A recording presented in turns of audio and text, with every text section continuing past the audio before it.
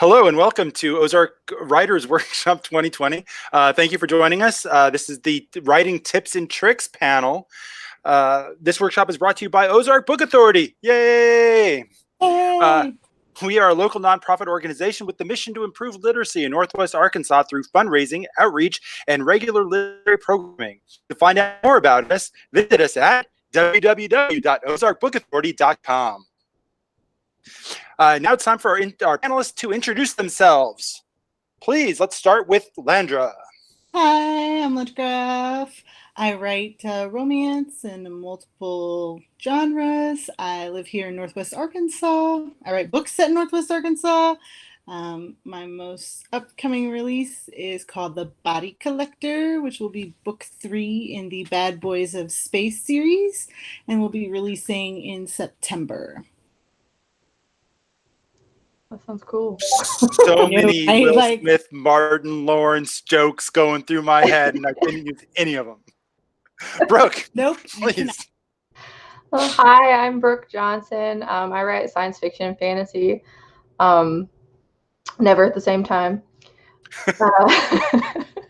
I have a couple of steampunk books published. The first one's The Brass Giant, and I like to write around different genres within the science fiction and fantasy umbrella.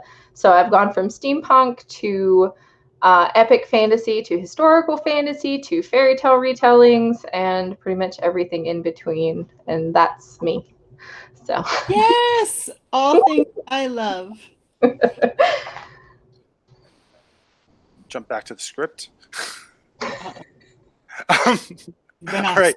I am your host for this evening's panel. My name is Scott Camerzell. I am the Vice President of Ozark Book Authority.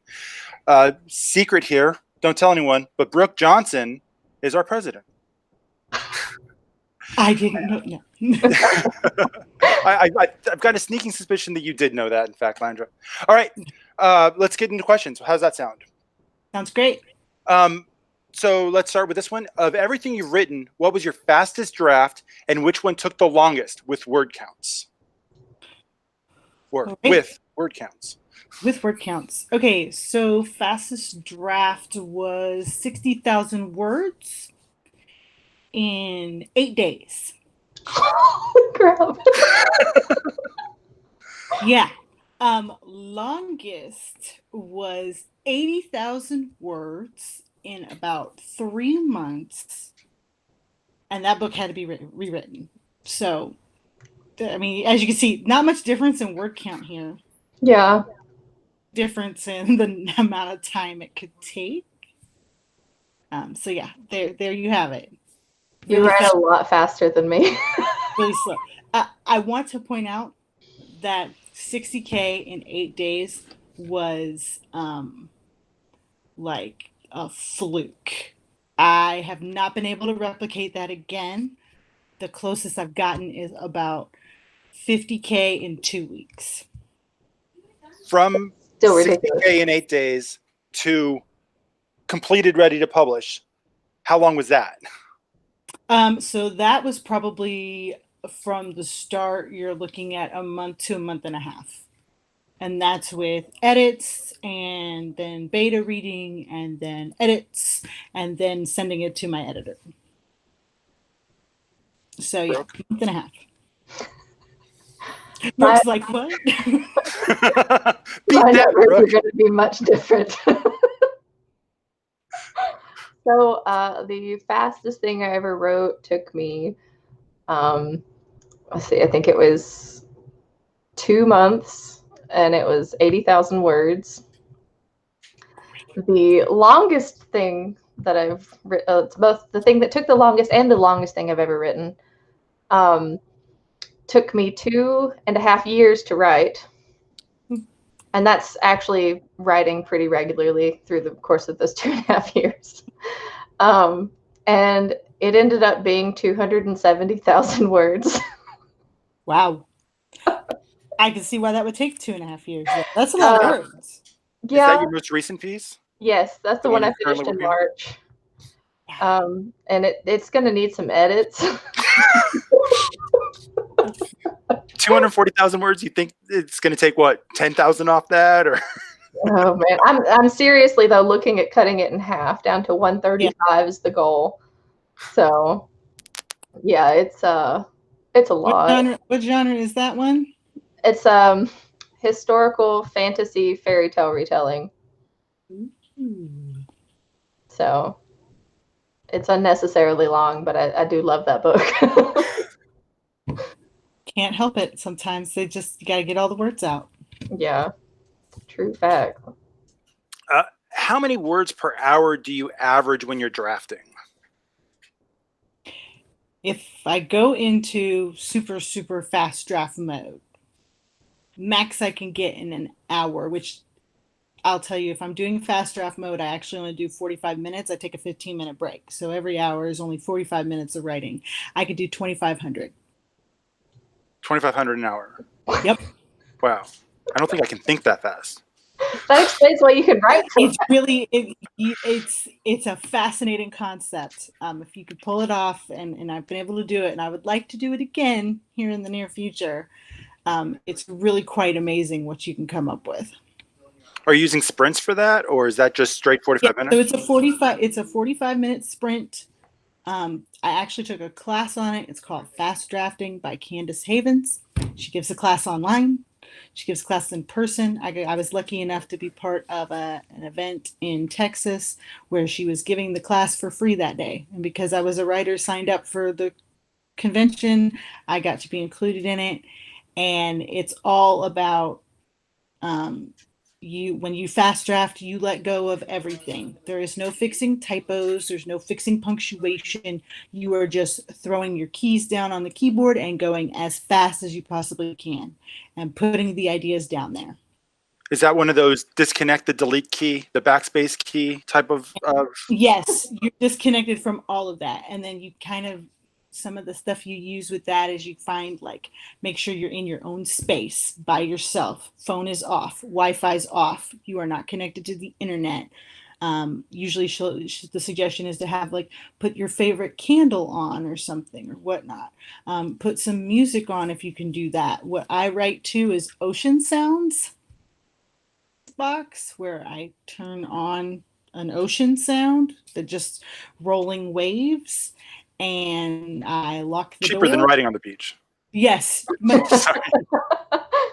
And I lock the door and I go. And then after 40, and I have a timer, I set my timer for 45 minutes and I just go. And then afterwards, there's some exercises to do to, like, get up out of the seat, move around a little bit, exercise your hands, stretch those muscles and everything else so you're not hunched over a keyboard for forever. So you have 15 minutes to kind of just recharge, and then you come back and you do it again. Did you use that technique for the 60,000 words in 8 days book as well? Yep. And you have kids. How do you keep them away? They're teenagers.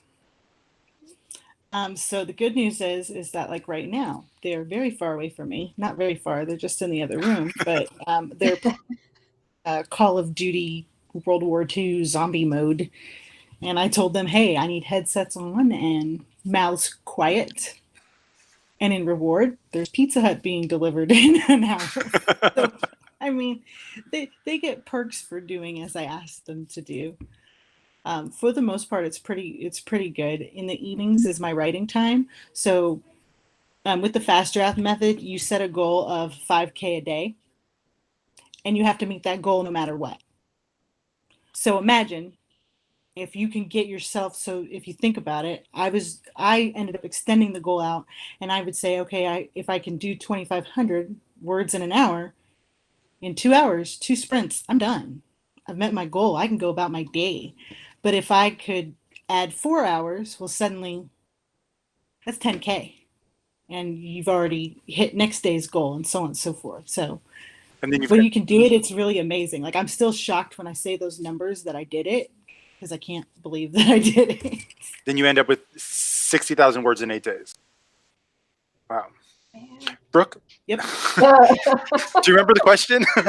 Yes. It was average writing. Yes. Forever, right? Words per hour. I am a very slow writer. Yay! I don't. No, I like my normal output is probably like 500 words an hour. That's not all. Yeah, it's. I think we talked about in our last panel that was about the average among most writers is about 500 an hour. That's like a good like just clipping along pace for me. But then like if I'm doing really really good, I can get like 1,000 to 1,500 in an hour if it's just like burning the keyboard as I type. And then there's times I write like 100 words in an hour. So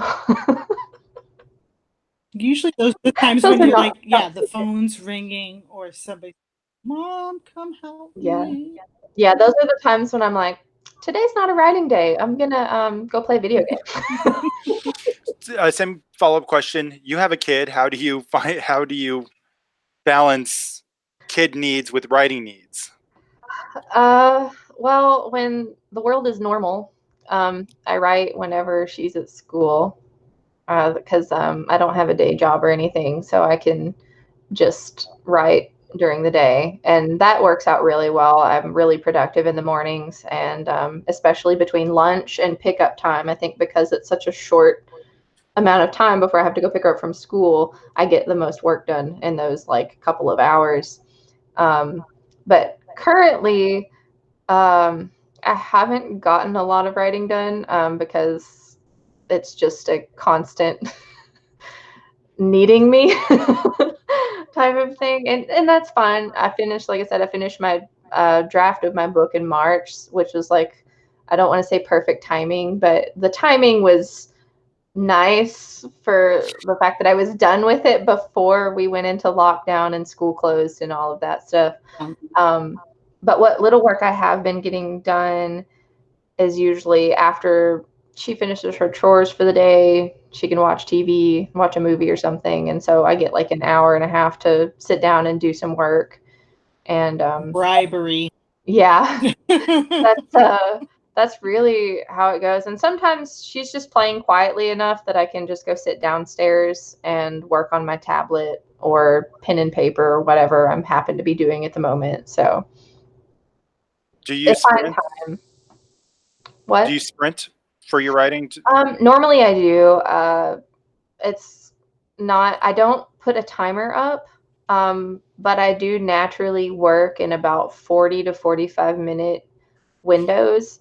And then I take a 10 to 15 minute break and then I go back to it. Kind of like what Landra was talking about with the whole write and then kind of stretch and get a drink or whatever and then go back to it.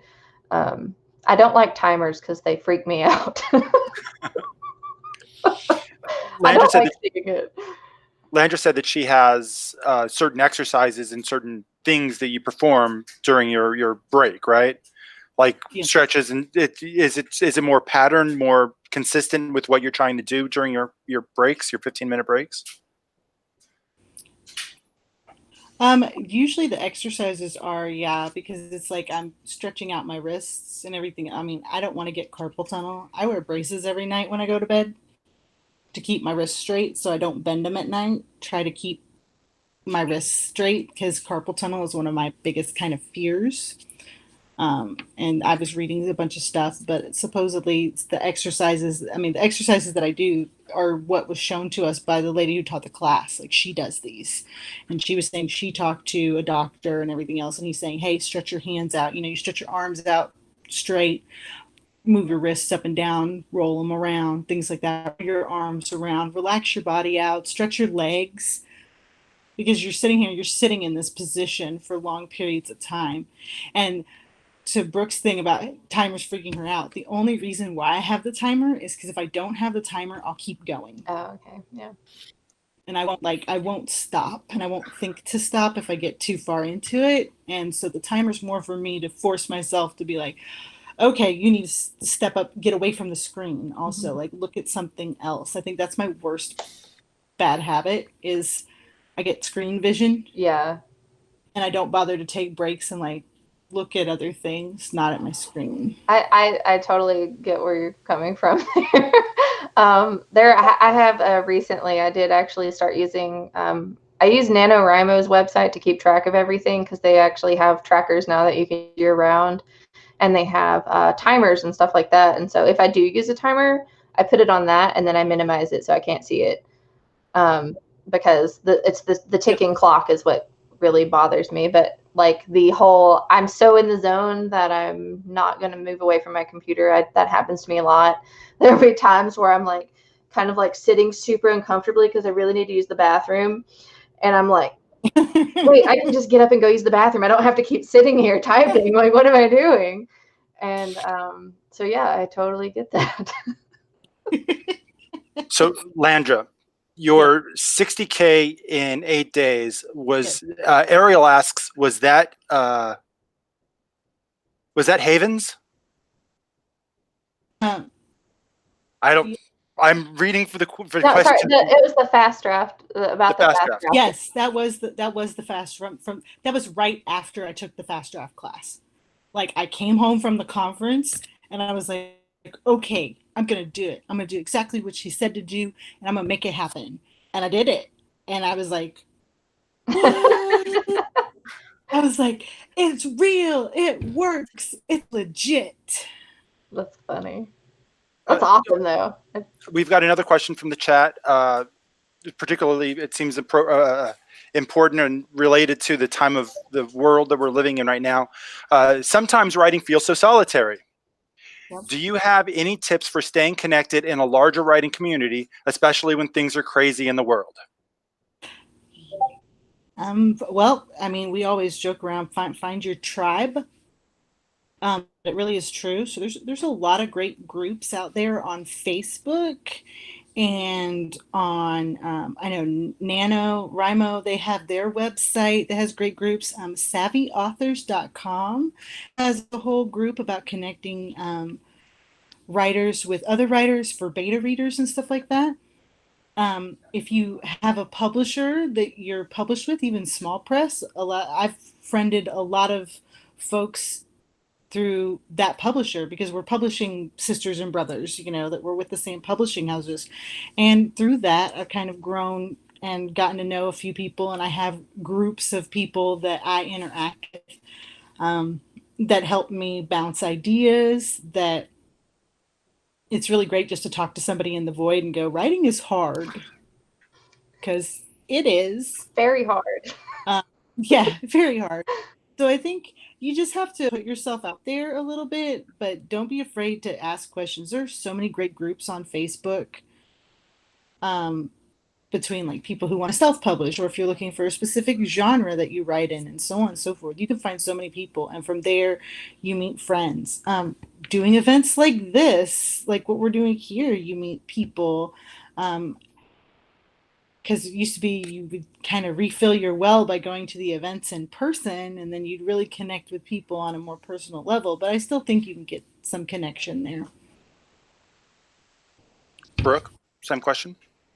So if my first thought was that I don't. I like the solitary life. Like it's not true. A lot of what a lot of like keeping up with like the current writing community and stuff I do on Twitter. I don't particularly like Facebook. So I usually, I follow a lot of authors and agents and publishers on Twitter and interact with them there. I have some friends locally who also write, and I'm going to wave at our tech guy, Justin, who's recording this. Hi, Justin. And so it's like just having somebody who I can just talk to about, you know, what I'm working on. It helps a lot because it's like you said, it's a very solitary art, and you can be like totally stuck in your own head, and you really just sometimes need to talk it out with somebody, even if they don't talk back. And that is 9 times out of 10 what happens with me is I'm just like, I don't know what to do. Here's the problem. And yeah. Like, never mind, I know what to do. Bye. Yeah. Well, it's funny because my husband doesn't write. He's just not. He says he doesn't have a creative bone in his body. It's not true. He's just not much of a writer type, you know, thing. So I'll just talk at him until I figure out my figure out the answer to my problem. But it helps when you're actually talking to writers because they can, give feedback. But like Landra said, finding a writing community. Like I said, I use Twitter. There are Facebook groups. The publisher who published my books, we have a group where it's like a private group that we just kind of commiserate and ask for advice and kind of talk through things that we need help on from somebody who's at like our same level. And that's really helpful. It's not really something you can just go invite yourself to, but it is something that helps me keep in touch with other writers. And also, speaking as the president of Ozark Book Authority, this is the reason Ozark Book Authority exists, because I was finding that lack in my day-to-day of being in Northwest Arkansas and not knowing a lot of writers and knowing that they're out there, but not knowing where to find them. And so that's a lot of the reason why I created OBA and why Scott talked me into it. So, but yeah, conventions, library events, bookstore events, that kind of stuff, when the world is normal again and we can go to those things, it's a great place to meet fellow writers. Yes, but otherwise use your social media. I know Brooke, Yeah. she likes Twitter. I like Twitter, but I prefer Facebook. I think it's more the visual format setup. Not that I particularly, but it's the visual and the format and the setup there. Yeah, I can understand that. It's much easier to carry on a conversation on Facebook or even Reddit than it is on Twitter. With Landra, with Fast Draft, you write just straightforward. You don't look back, and you're not until you're done with your draft that you go in and do any edits. Is that right? Correct. But now I'm saying that with the caveat that I plot all of my stories on the front end. So the whole idea with Fast Draft is my story is plotted, and each section of my story, each chapter, each scene has a little bit or a lot of it, whatever I came up with at the time, of what needs to happen. So when I fast draft, I don't look back. But then also when I get to the done of not looking back with that session, I kind of read back over, and then usually I'm like, where am I supposed to go? Oh, okay. I know in the next segment when I sit down for 45 minutes, I got to write myself back to the road because I went over here and now I got to come back to the road. So it's one of those things where you can't fast draft without plotting. You can completely pants it, charge forward, do what you want to do. Just know that on the back end, you're going to have twice as much editing you have to do. Plot it out beforehand, you kind of figure out all the problems, and you can still be super creative and have a lot of fun. But it allows you to figure out the main plot holes. So on the back end, you're not going, oh my gosh. Because I've done both before, and I used to think that I was a pantser. I realize now I am not working that hard on the back end. Yep, I can relate. Don't like that's a lot of work. So do you edit your drafts as you go, Brooke, or do you just go full force ahead as well? So both. So I'm in the process of trying to change the way that I draft. Used to, I was very much an edit as you go. Like I would read the full chapter before what I was writing for the next day, or like when I sat down to write, I would read what I wrote the day before and kind of like get back in the groove and kind of edit that as I go. And I realized that was slowing me down a lot and causing me to have take a lot more time to do my drafts. And so with the latest book that I just finished, I started trying to not do that. And the thing that I do is I open a brand new document, or not really brand new. It's my my daily doc is what I call it. And I write during that for the day. And at the end of the day, I copy it and move it over to a master doc. And so there will be like this complete document that's like all of the chapters that I've written in order, because I write in order, so that makes that really easy. And then I'll have my daily doc, which is just what I'm working on for that day. And so at the end of the day, when I dump it to the master doc, when I go to work the next day, I don't have that to look at. Like, it's literally not there. So I can't go back and read and waste all that time fiddling with words that will probably get deleted in the next draft anyway. And so I just keep barreling forward that way. And the only time I actually look back at what I've written is if I forgot something. So like a specific detail or something that I'm like, okay, what color did I make this person's hair? Like, because it's oh my gosh, the worst. So that's usually the only time I actually look back at an old draft, or not the old draft, but the master draft. And that has actually helped me a lot with speed. You wouldn't know it from the amount of time it took me to write that draft. But it actually did help a lot with increasing my daily output, and it helped prevent fatigue, like, surprisingly enough, because I'm not reading over the same words over and over and over again. And so now I just printed out my draft to go over to actually start reading and making notes, and it's like 600 pages. And but it's like, is now single-sided or double-sided? single-sided. Yeah. And that's like not quite single spaced, but not quite 1.5 spaced. It's like 1.25 space, because that's my favorite reading, I'm weird. It's fine. But no, but now when I sit down to edit, for the most part, I will not have read those words before. They will be, I have written them and have not read them. So we'll see how well it goes. But I expect that I am going to have to do a lot more editing, because I didn't edit as I went. And I mean, I have to do a lot of editing because it's 270,000 words, and that's ridiculous. But so yeah, we'll see. It could be a trilogy.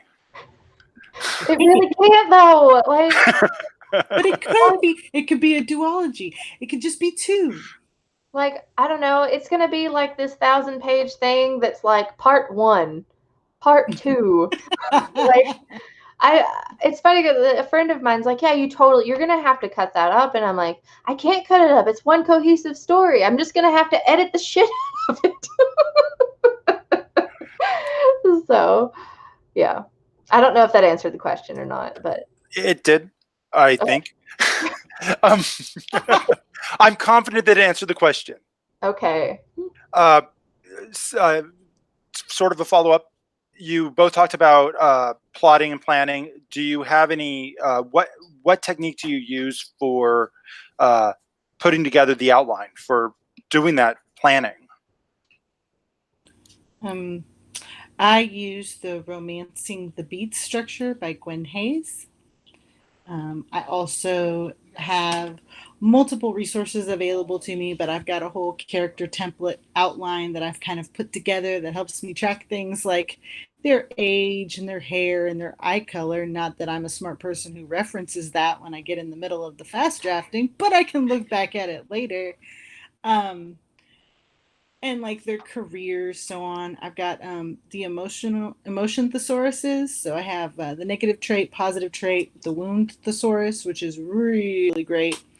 I also have some books on psychology and how do you write psychology. So it's really good if you're writing like a thriller or something with a character that's kind of psycho, and you're like, how do I write this psychoticness?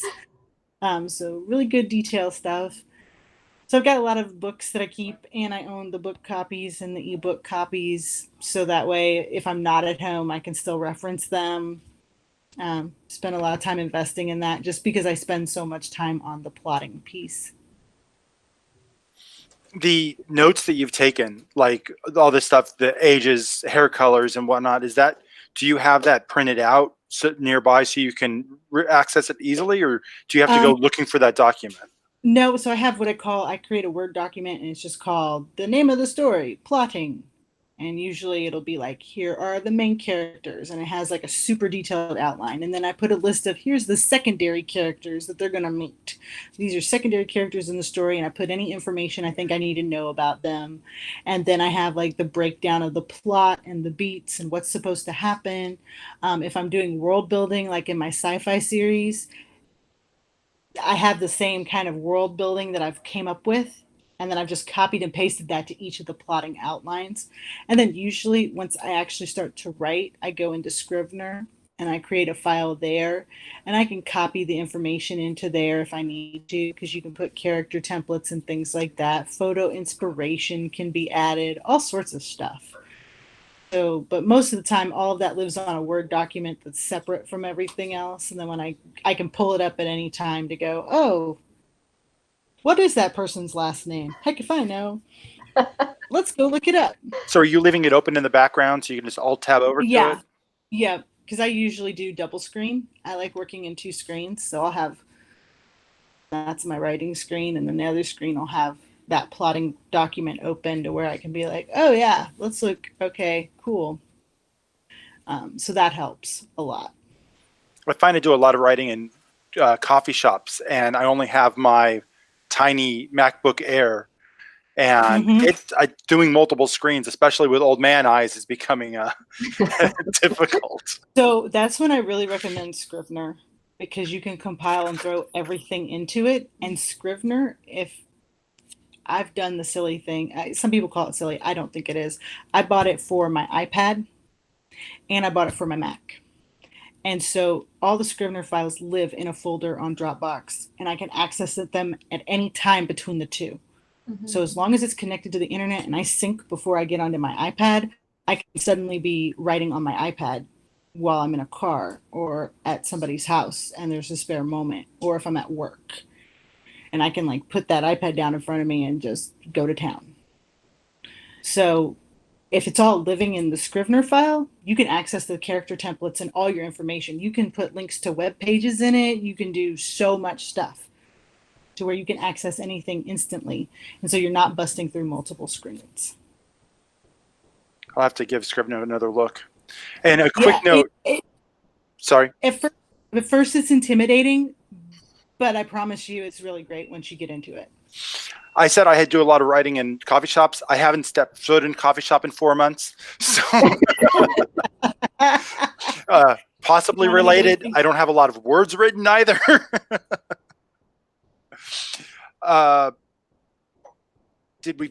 Brooke, same question. Trying to remember where we were at.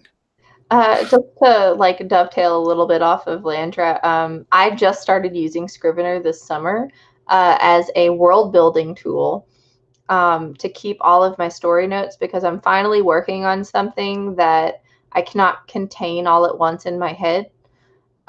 There's enough world building details and things that I need to keep track of that I really wanted to have a place to keep them all that wasn't just a binder that was a mess that I couldn't look through easily. So I finally bought Scrivener, and I'm so glad I did. I spent like 2.5 hours reading going through the tutorial and doing like the whole thing. And I wouldn't say I'm proficient with it yet, but so far, like the organizing tools are super great, and being able to add notes to each document that are like separate from the document is super nice. And it has like a corkboarding feature, which I really like. But going into about like plotting, I'm very old school, and I do a lot of my plotting on paper. I think a lot better, I guess, when I'm writing things down by hand. So a lot of times I'll just brainstorm, just free write in just a notebook. I'm one of those people that, school notebooks are on sale for 10 cents each at Target. I'm going to buy 30 of them. Woohoo! Every semester when they're on sale. Yes. I use them all. This closet here behind me, I have I think, I want to say like probably 2 feet of empty folders just sitting in the top of that closet because you never know when you're going to need them. School supplies are the favorite supply of the writer. Yes. If it's school supply season, it's writer season. Yeah. So I have those, and I also collect fancy journals that I never write in. I always choose the spiral notebooks for some reason instead of, some really nice leather bound thing. I have a stack of them over here beside my desk. I'm starting to try to use them. I just never know what to put in them. But anyway, when I get with plotting, I do like the free writing. And then once I get kind of an idea, and I feel like I have enough going on that I can make a complete story, I start writing things down on index cards. And so what I do is I'll think of like a scene, something that I can visually imagine as a key point in the story, and I'll write that down on the index card. And I do that for all of the scenes I can think of. And then I take them and I display them out on a cork board. I have a giant cork board behind this craft desk here. It's actually like half the size of that craft desk. It's massive. I think it's literally like 2 feet by 3 feet or something. But I use that, and it's divided up into acts. And so I create scenes with the goal of having 10 scenes per act, and I do 4 acts because that's just, it works well for me. With really, it's Act 2 broken into 2 acts as its own, but I won't get into that. But so I do that, and there's lots of like moving things around, and like the thing I like about it the most is I can actually see a plot hole. Is as I'm lining things up, I have my opening and I have my midpoint and my ending and all the turns into the acts. And usually my scenes cluster around those points. And once I actually get them all up, I can actually look at it and I'm like, there's a giant brown hole here where I don't have any scenes. I need to fix that. So it's kind of figuring out, okay, do I need to shift stuff, etc. But that's like my plotting process. And then I take all of that and then I write it out into a big bulleted list. And that's my my working outline that I use to write from. And I don't do chapters. Like to start when I outline, I don't like to say, okay, chapter 1's going to be this, chapter 2's going to be this, because inevitably I come up with scene ideas as I write. And then I'm like, now chapter 1 is like 9,000 words. It's too long. Or, I get to a bullet point and I'm like, actually I covered this in an earlier scene. I don't even need to write this bullet point. And so now chapter 7 is only like 500 words. And so I had started to just do the chapters as I write because it makes my brain happy. Does your outline or corkboard get updated as you are making those changes? The outline does. The corkboard doesn't. Usually once I get to the bulleted list point, I just recycle all the plot cards because they're paper. And I'll usually take a picture of it. I will take a picture of it just to save for records, and then I'll just do away with that. But the bulleted list I do update as I go. So as I'm writing, I'll add, so I'll be like, so it was like, plot point A, and I write it out and I actually introduce like this other thing. So I'll have the original piece, and then I'll add a sentence after in a different color of what I had added to it. Or in the case of I removed something, I will strike through or put it in red that I deleted it or something like that. I do like different things like that. And but yeah, I update that as I go because it really helps me a lot of the times when, especially with the writing in the daily doc, if I need to remember just a general idea of what happened, I can look at that outline and know, okay, well, 3 chapters ago I did this. And it's really nice because one of the things that I did in this most recent book is the full moon is a big deal in the plot. So I had to figure out a way to signify when the full moon happened so I could keep a visual track of it. And so I did the oh so creative of just adding a really big O at the beginning of those scenes. But it helped me because it was like then I could see how often those full moons were happening as far as the story went, and that was really helpful. But yeah, the working outline definitely gets updated as I go. What font or typeface and text size do you write in? You know the answer to this, Scott. I'm asking for everyone. Everybody has different reasons. You're trying to embarrass me. Landra can go first. Are you ready? I'm ready. Holding on tight. Comic Sans makes you write faster. Yes! Comic Sans for the win. I know. Okay, I thought it was a lie too, but then I started doing it, and it does. It makes you write faster. It does. I don't know why it does, but it's like freeing in some way. It's like, yes, look at this disorder and chaos. Who cares? I can't remember the name of the new font, but there's a font out that has been scientifically proven to be like 20% faster and easier to read and write in. It's because a lot of the same reasons we like Comic Sans, the same reasons that Comic Sans is as popular as it is, because it's easy to skim. It has those same features. I'll try to remember. Maybe somebody can put it in the chat. Yes, and we can get back to it. I'm always looking for, like I said, now I'm a believer. Once I tried, somebody was like, you got to try this. And I was like, and then I did it. And I was like, I'll be danged. I wrote like twice as many words in that 30 minutes than I think I would have gotten otherwise. So yes, I've started writing it all in Comic Sans, but then for editing, I'll switch it back. I feel so vindicated. And I'll go to traditional sense. I'll do the Times New Roman of awfulness. But for the actual writing part, Comic Sans, baby. And 12 point is fine. I write so I also write in Comic Sans. I do 11-point font just because I like it slimmer on my screen and it doesn't look as bold. I don't like bold whenever I'm writing, so it makes it look a little bit less thick. I like the 12. I can do the 12. But yeah, I use that because I don't remember where I heard it from, but it was just this.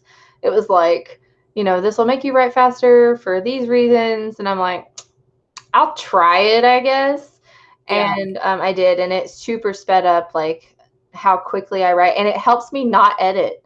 Like that's honestly one of the things that helps me not like try to edit as I go, because I don't know if it's like I don't like looking at it, or if to me, I think it's the fact that it is Comic Sans. It looks unfinished, and it's not like, it's not even close to professional, right? So it doesn't look like a finished product, and so you're not like, you don't have this pressure to be perfect. Whereas like I used to write in like Garamond on like, I would do the page size to be 5.5 by 8.5, and I'd do the 1/2-inch margins, and I'd have like it would look like a printed book. Right. And I think that was like really messing with me and making me feel like I had to write these perfect drafts first time. And so now it's like, got the full letter size page, 1-inch margin, single spaced Comic Sans. Get busy.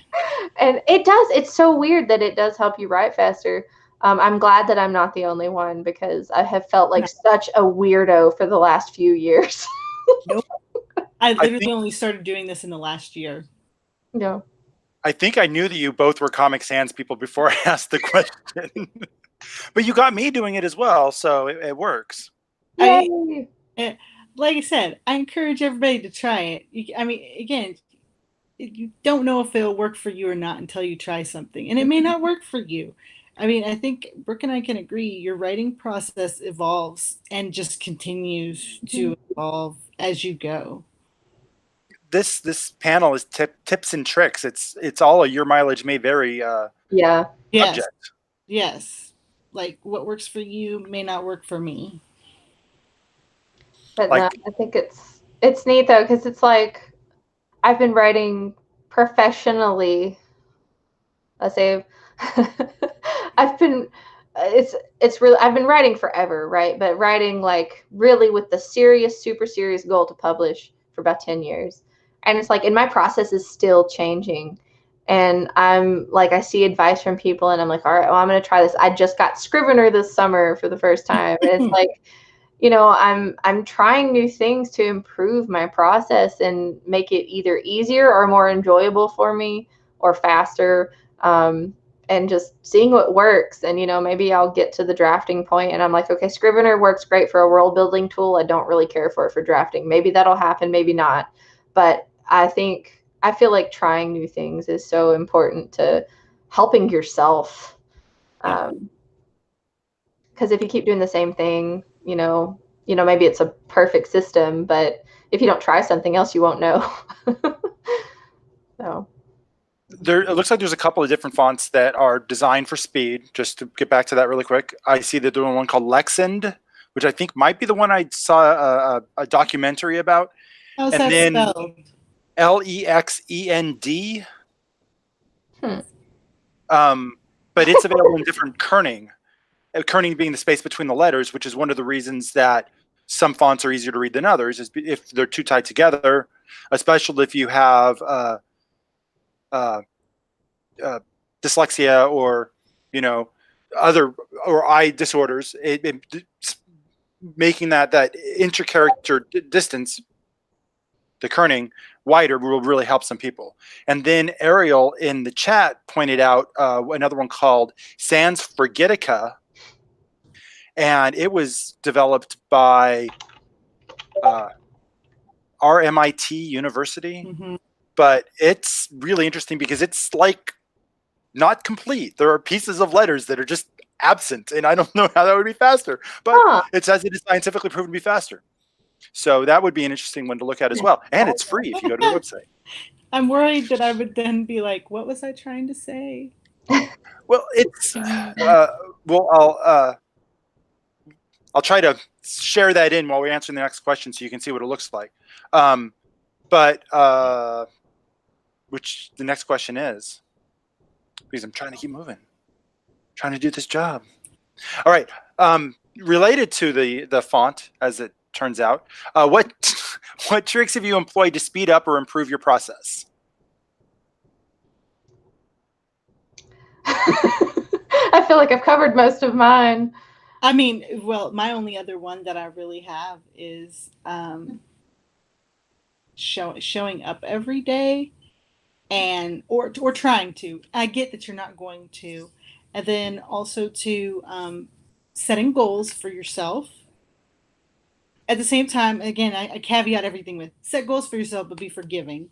Don't beat yourself up because life happens. But then also to having an accountability partner, whether that's a group, a person, whatever, somebody to kind of hold you accountable. And for some people, this works really well. I know for me, it's kind of like one of those things like if I commit to something and I told you I was going to do it and I have a deadline, that motivates me to complete it because I don't want to let anybody down. So then I'm more motivated to do that, if that makes sense. So those are probably the 3 other tips that have really helped me. The only other last one I would say is that if you're serious about publication in any shape or form, and we know, again, I always tell people, we're not in this for the money, but if you're serious about publishing your work and you want your work to get out there, then start thinking of a plan. What does that look like in 1 year, 2 years, 3 years? A plan. Most of the time, I think there was some advice somebody said one time about if you write down a plan or you write down something that you're going to do, you're 80% more likely to do it than if you don't do it. So having a plan is better than not having any idea, because then again, you're not committing yourself to anything. You're like, I'm just having fun, So that would be, those would be my little tips and tricks that have kind of helped me improve and get faster at my writing. Yeah, I feel like I said most of mine, like with the having a blank doc every day to prevent myself from editing. Like, it's a super dumb trick because it's like it's super easy for me to click a couple times through my folders and open that master doc and read over, but it's like just enough extra work that I don't want to do it. You So feel like it's because of an agreement you made with yourself not to dig into the master doc? Is that why it's working? maybe, I don't know. It works for me though. I could not tell you why. But Other that's than like it was Landra was just saying like about. it was Sorry. it was like it sounds super dumb, but I'm gonna try it and see how it works. And it turned out that it worked really well for me. Um, I think employing different tools like Scrivener can be very helpful. Like I said, I'm finding it super helpful for world building. And I mentioned earlier that I'm using NaNoWriMo. Do you mind if I do a screen share to show what I'm talking about? Go ahead. Okay. If I can figure that out, a window, I can do this. Okay, so this is the nanowrimo.org/stats. You can go in and actually add all sorts of different titles and things. And right now I'm working on this book. I made up a mock cover because I do that. And so I did, like, for this one, I've got like Star Colors, the world building project I'm doing right now. And so this is like my goals. I'm not doing very well right now. You can see my totally flat curve. But this is actually super helpful for me because I can set a timer here. I can say how many words I wrote or my total words for the doc. It's, it helps me just, it's sort of a way to have some accountability. And I don't know, I like it a lot. But using stuff like that, I think it's nice. It may not work for most people, but having everything that is in one place. I love graphs. I love seeing like progress. I like seeing that little line go up and up and up. It's disheartening to see the really flat line that's been flat for about a month.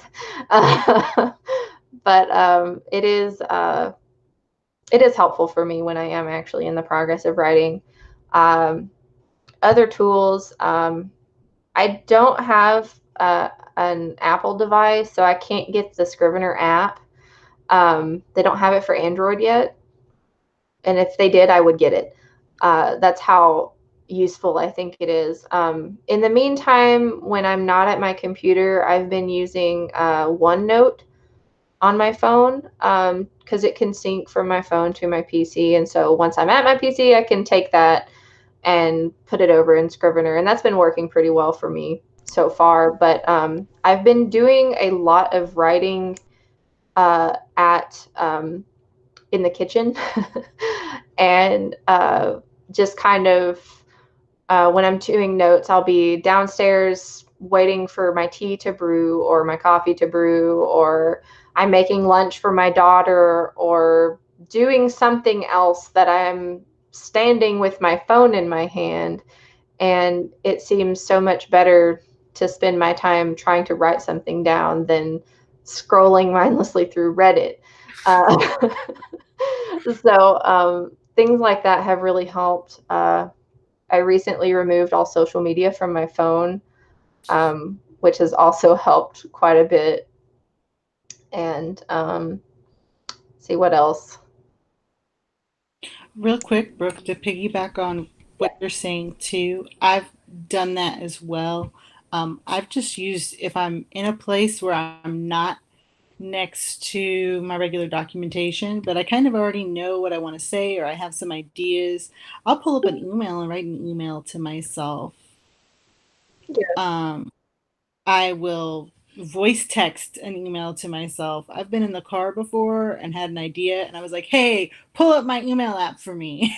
Press Yeah. the little voice button for me. Okay, thanks. Now don't listen. All right. Yeah. And then I'll like start emailing a voice text message to myself. And yes, it won't be perfect by any means. Like I'll still have Yeah. some correction, but those do help to get you, like you said, when you're not near the computer, but it's like I could be wasting my time right now, or I could be putting forth some work on my latest project. Yeah. I'm going to bring up the Sans Forgetica really quick so we can look at this. Yeah, let's say this. And this. So there it is. Oh, weird. That looks creepy. It's scientifically designed to help you remember and study your notes, or remember your notes. So that's different than being able to be fast for reading or fast for writing. And that might be the one I mentioned, which was Lexend. That's interesting. Yeah, Interesting. it's definitely worth going back and taking another look at. Where are my questions? I think Justin wanted to add something in. Our tech guy. I was just going to mention that on the subject of Scrivener, one of the softwares that I use is called Dabble. It's actually an online software that's similar to Scrivener. I don't think it has quite as many bells and whistles, but it's a web-based app, and they actually just rolled out recently mobile access as well, so you can write on your phone or on a browser or wherever you access it, because you just bookmark the link to the site. So, and it's only like, I think it's maybe $10 a month. It's a subscription rather than purchasing the software, but that if anyone's interested, that may be something to check out too. Cool. Thanks. The dandy tips from the tech guy. It looks like it's currently $5 a month because they are doing a discount for permanent COVID-19 relief pricing. Well, what do you? For a limited time. Well, that's Mine's really nice. $5 a month, but it's because I won Not a Nano sponsor. and I got a lifetime discount as long as I don't cancel the membership. But so I wasn't sure what the current pricing was. Yeah. Cool. But now, Landra, are you talking about recording, doing like a voice thing? Yep. Speech, words. Yeah. OneNote actually has that capability too. You can do, you can take photos with it to save into the program.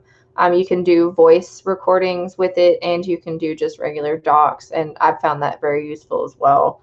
I have it actually. I don't know if you can see, but I have it on the top of my phone. We actually use OneNote for my regular day job a lot, so I'm familiar with it. I just don't like it. That's just a personal preference. But like I said, for some people, that element, and like there's lots of other ones out there too. There's like Evernote and I tried Evernote and I didn't like it. I tried using Google Keep and I didn't like it. And I someone recommended OneNote to me. I guess it was about a month ago, and it's worked for me pretty well so far. And that's excellent. Mm-hmm. I mean, I'm full supporter of whatever works for you. Yeah. And it's funny because I know a lot of times people are like, just tell me what to do. I'm sorry. But it's a test and try. Test and try. That's all you're doing. Yeah. Try it out. If it doesn't work, ditch it. It's fine. Yeah. You're not hurting anybody's feelings if you're like, oh, I tried OneNote and I hate it. Yeah. Unless you're like, you work for OneNote or something. Oops. You made OneNote. Well, hello, Microsoft. Yeah. OneNote is one of those things that because it is always like on half the computers I have that are not, I don't use, I have computers that run my laser cutter and computers that run my 3D printers, because that's the kind of nerd I am. And they're always sending up this message that says OneNote needs to be configured. So I just have this hatred of OneNote for that reason alone. And it's because I've been too lazy to just remove it from the start menu on those machines. That's funny. So I need to come to grips with that. I'll jump on to the next question. What is your weakness? What is your weakest area of writing, and how did you overcome it? As Brooke and I look scarily off into the distance. The thing is, Brooke wrote these questions. I did, and I didn't think of answers for them. That's not a good thing. You're supposed to think of answers for these. My weakest, I think my weakest area of writing is I often will rush my endings. Get to the finish line, you see it. It's right there. It's in the distance. And so like a runner, I speed up, and not in a good way. And 9 times out of 10, I get called out on it by lovely beta readers and people who read my stuff for me. And they're like, yeah, you rushed this. I'm like, yeah, I know. And I know I got to go work on it. It isn't really that. And then the only other thing is sometimes my other weakness, I'll say, is sometimes I limit myself. So I'll say, oh, well, I can do this idea or this idea or this idea. And then usually my writing friends will say, why don't you do all of them? Like, do all of the things. So I guess I'm just learning to be more open-minded, reminding myself, I know I rushed the ending. I know that I'm going to say, oh, I can't do this. I can only do one. And then I try to push myself, just push yourself to go, okay, I can do all the things. So I think those are 2 of the biggest weaknesses, but I'm working on them. I can definitely relate with the endings. I do the same thing. Usually the last 10% of the book of whatever I'm writing is written the fastest. Or really the last act, I would say. And it's like this last book that I wrote, I ended up writing, I think, like almost 25,000 words in a week when I got to the end. Like, it was like I was just pouring out. Like, there were days I wrote like 8,000 words in one day because I was just like, I'm just going. That's not something I do a lot. But yeah, it ends up with rushed endings because, I'm not thinking through things as much. And again, I know that I do it. I can't stop myself from doing it because I'm like, 8,000 word days, yes. I'm not going to discipline myself for that. But other than that, one of my biggest weaknesses before this previous book was the time and the over editing, and the perfectionism was a huge issue for me. And so that was something I was trying to overcome with this draft and doing all of those things that we've talked about in this panel, to overcome it. So it's kind of like it's in progress for me of overcoming this weakness or trying to. And other than that, I overwrite. Shocker. So, this last book that I just finished is 270,000 words. It's way too long, obviously. The last book that I published at 98,000 words. The first draft was 170,000. So this is a theme, apparently. I don't know how I'm going to overcome that yet. One of the things that I might try to do with the next thing that I write is try to maybe plot more concisely, work on my plotting, and try to either foresee or account for all of those surprise scenes that I end up writing, and just kind of maybe work on that a little bit more in the planning stages. And also description. I over describe things. I'm very fond of Tolkien-esque. I'm going to describe the scenery for a page type thing. I could probably work on that. But yeah, that's probably, those are my faults, and I have not overcome them yet. What about your strengths? What are your strengths? I can write a lot. You can't be Brooke. Good one. Let's see, for strengths. I did come up with these questions and I didn't really think about them. I know somebody else. I know my beta reader could describe strengths. I think my strengths are looking for plot holes.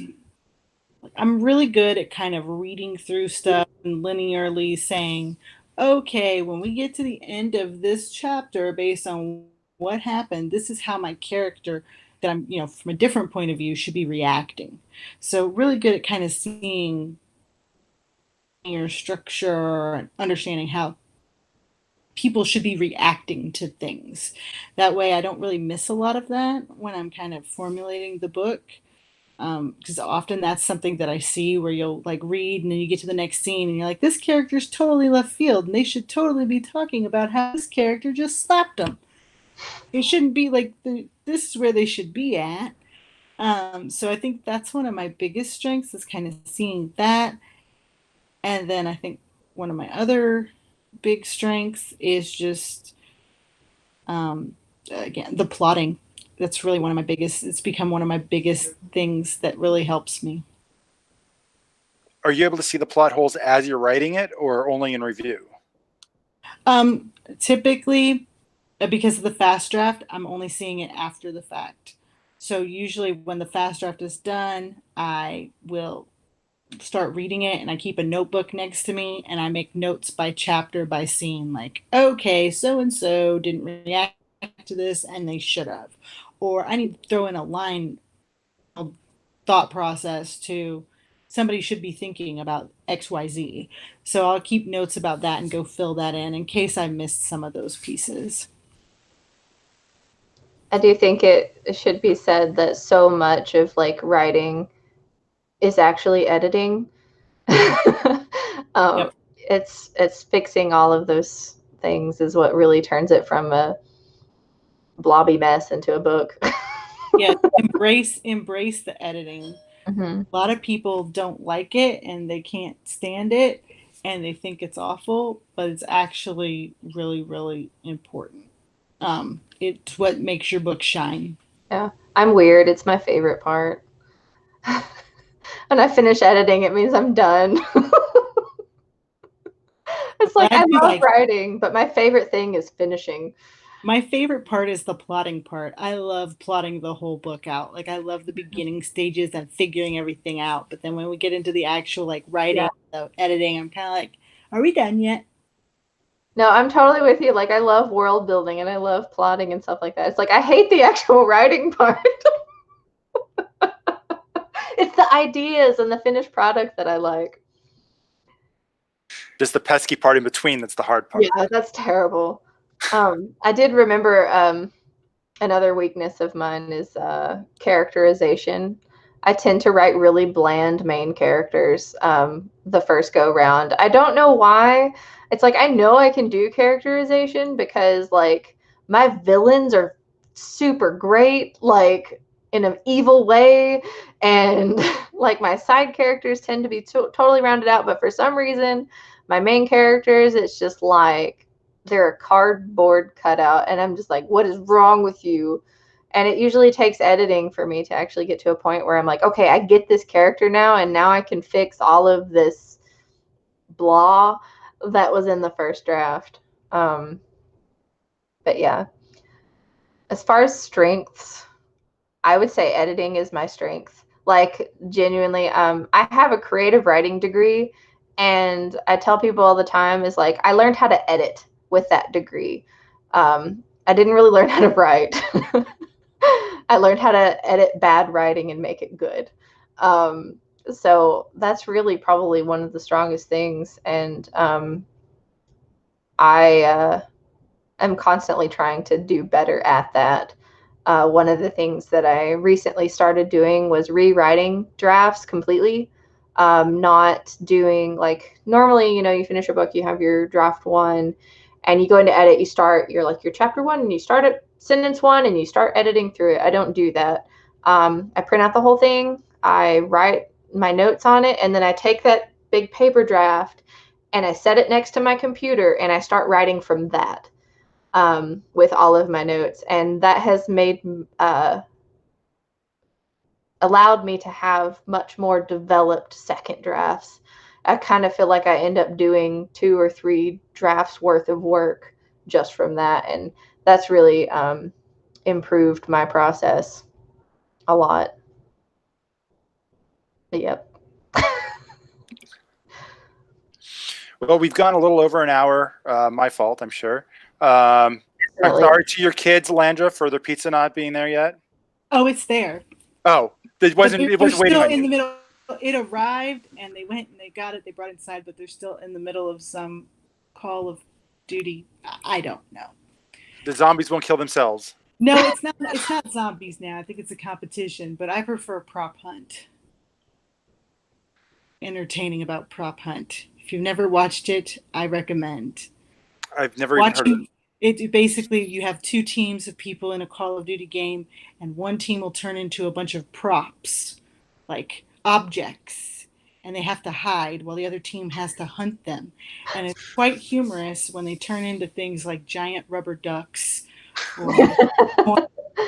or bales of hay, and I'm like, you're never going to be able to hide. You're a giant bale of hay. They're going to find you. So, That's funny. I laugh a lot. Sorry. Sidetracked. Prop Hunt. If you need a break from your writing, watch a round of Prop Hunt. I think I'm going to do that. So thank you both. Thank you for being in this panel, for sharing your tips and tricks. I'm sure we didn't cover everything. There's probably a billion more tips and tricks we could have shared with if we had more time. If we had infinite time, we probably could have come up with infinite tips. Thank everyone who's watching for joining us for the Ozark Writers Workshop 2020 Tips and Tricks panel. Yay! And there was much rejoicing. Yay! Before we go, oops, sorry, touch my headset. That was one rule. Don't touch your headset. Before we go, authors, tell us your latest work and where we can find out more about you online. Well, the latest one, like I said, is The Body Collector. It's book 3 in the Bad Boys of Space series. It's going up for pre-order July 28th, and it'll be available wide release on all ebook retailers and in print on September 8th.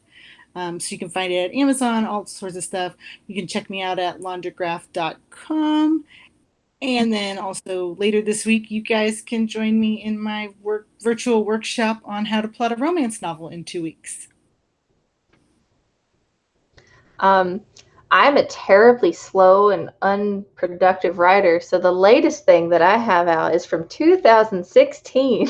Woo! But I am extremely proud of this book. This is the book that started out as a 170,000 word draft and ended up under 100. So I'm really happy with that. I really believe it's the best thing I've ever written so far. I haven't edited my monster book yet, so we'll see. But you can find me online at my website is brooke-johnson.com, and I'm on pretty much every social media website at Brookenomicon, and it's Brooke Nomicon. It's, it's Book of Brooke. I thought it was really clever when I was in college. So, yeah, and I'm also the president of OBA. That's pretty much my life now. So that's what I'm doing. That's me. You're doing a great job at it. Fabulous job. So again, thanks everyone, and please check back with us in a couple of days for our next video, which will be, is you, Landra, or you next week? No, she's later this week. I think the next one is Jacqueline's doing character development. Yes, character development, which is super exciting. I'm really excited to watch this. Well, thanks. Thank you. And have a fantastic day. Yay. Bye.